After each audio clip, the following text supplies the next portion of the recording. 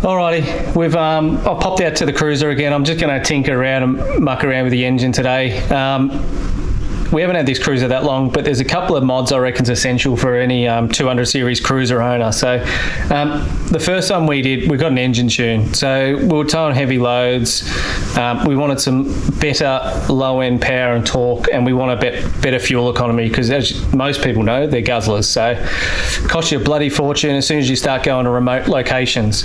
The next one, which I'm going to throw in today, I'm going to throw in a catch can and filter just to protect the engine against dirty fuel and all the soot and other crap that get into it. The other mod that I put in, I reckon is essential on any GXL model or below in the 200 series, get a new head unit because they're all epoxy. It wasn't even touchscreen, it's all crystal sort of rubbish that's not intuitive at all. So we've popped out a new one and thrown it in. So, and the other one, it's really up to individuals, but I threw in a DC to DC charger, a Red Arc 25 amp, I think it is. So today we're throwing in the catch can and the fuel separator, and I'll run through the steps as we go. Righto, I'll show you step by step as we go along, but basically the first thing you need to do is get off this cover off the engine just to give you a bit of extra room to get into the pipes in a tick. Just a simple 10mm socket will do.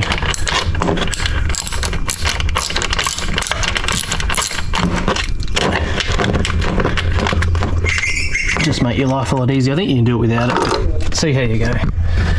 Just whip that off, put it to the side. Hopefully you can keep your nuts in. So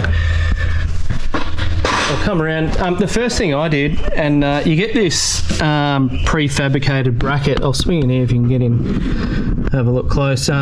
Basically, this is a pre-molded bracket. You've got your fuel separator here, and then your catch can slides onto here. So I've just thrown that in already just to save a bit of time, but effectively there's a slot on your firewall here. There's a wiring loom just at the back. You just unhitch that out of there, and you can cable tie that back onto the bottom of the bracket when you're done.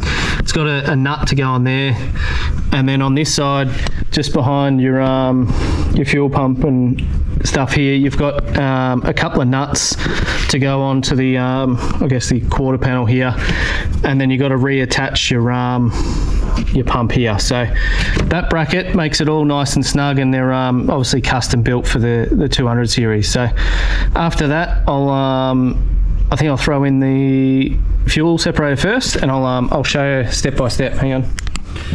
Alright, hopefully you can see, but you get the Ryco fuel separator here. I've already put on the straight connectors here. They've got a washer behind it and a nut. Make sure they're real tight, and so you avoid any leaks, and you don't want any air in there either. So this is specific obviously for the 200 series, and it's obviously replaceable as well. So that just slots onto your bracket here at the back. They give you a couple of nuts and washers to slide it all in. One of the reasons why I picked the Ryco one as opposed to others, because it's obviously readily available and Repco's around the corner. So I think the whole kit's about $900, so it's not a bad investment really, and I think I got it on sale. So either way, it'll look after your engine and your intake a hell of a lot better if you didn't have it.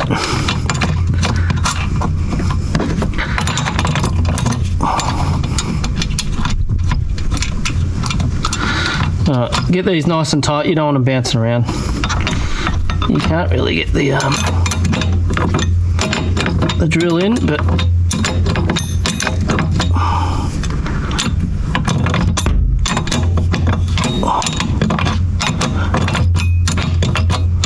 super easy to do this.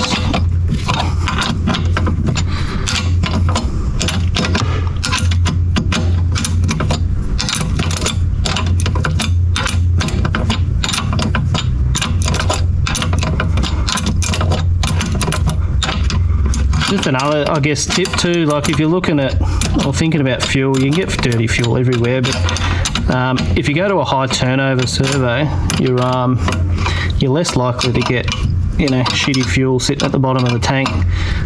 that old mate hasn't turned over in a while. So, you know, when you're travelling, particularly, try and find, you know, busier servos. You might get a bit better fuel. High turnover is good. That's nice and secure there. So after that, it's pretty straightforward, but get a couple of pliers. You want to take the fuel line off. So it comes with a moulded hose, but you might need a, I don't know if you can see, I'll just tuck a towel in there, but you might get a few drips. So we'll try and avoid all that. I'll go get a towel properly and we'll put it in. Alright, so you just use some pliers, get the clamp off. So that's from your factory tank to the fuel inlet on your new filter. Get that on nice and snug.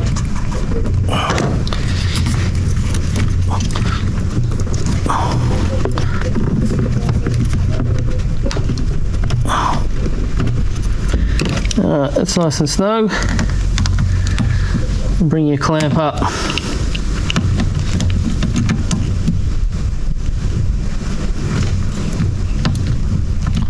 There, that should be tight enough. So from there you've got effectively your replacement. So this is your moulded hose that you get in the kit. You put all the clamps back on, but they can run over there. Again, make sure they're nice and snug on the connectors. You don't want them coming off.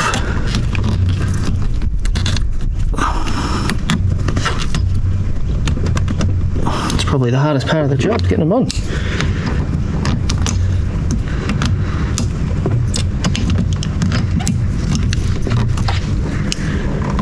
Make sure all those clamps are on. That should keep that all snug.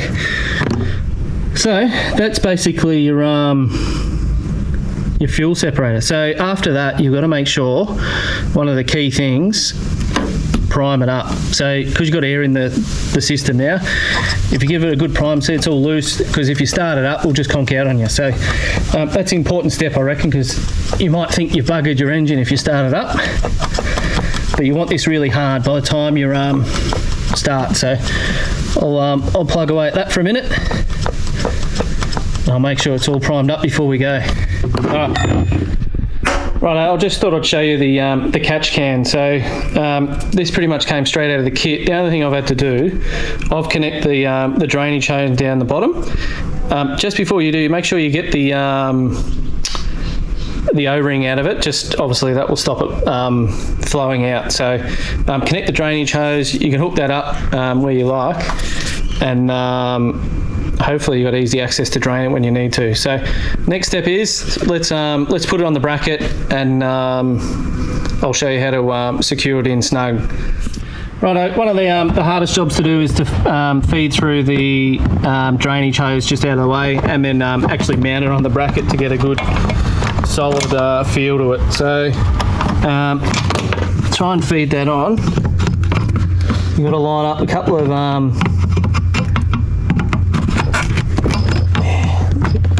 a bit tricky.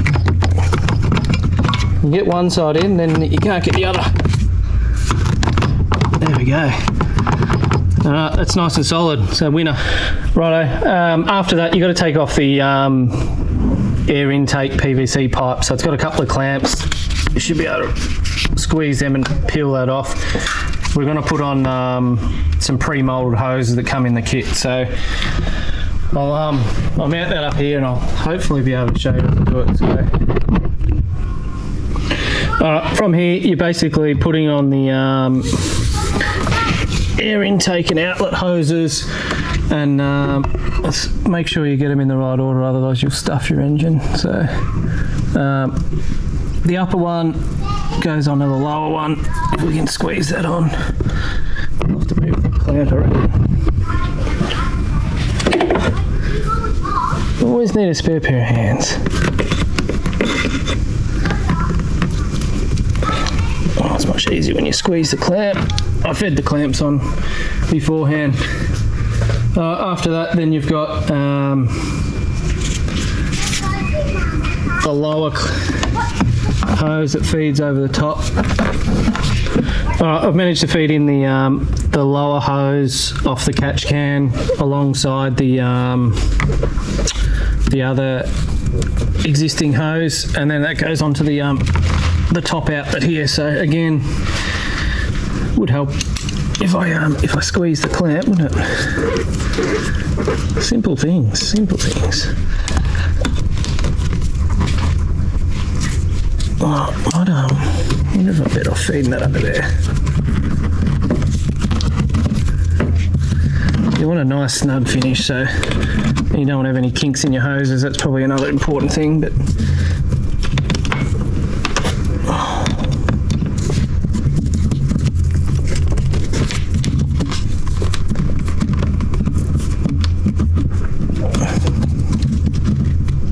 making this look much harder than it actually is. There we go. Well, and tighten that clamp up. All right, so that's your catch can. So it's nice and neat. I've got both the hoses running parallel to each other. Got the fuel separator there. It's super simple DIY sort of stuff. So I'll make sure I'll turn it over, make sure I don't have any leaks out of the fuel filter, and make sure all those hoses are nice and snug. Again, I think the key, make sure you prime it up, otherwise your engine's going to cut out and you'll end up kicking yourself because you don't know what to do. So yeah, overall I reckon that's super easy as a DIY. If you've got half a brain and pretty handy with some tools, you'll be able to figure it out, but well worth the investment. It's not too hard to look after your engine if you add a couple of simple modifications like this. So I'll tidy it up, I'll put the case back on the cover back on the engine, and I'll turn over and see how we go. I'll get Livs just to start the car, and I'll make sure there's no leaks and just inspect it, and fingers crossed it all went well. So go on, Livs.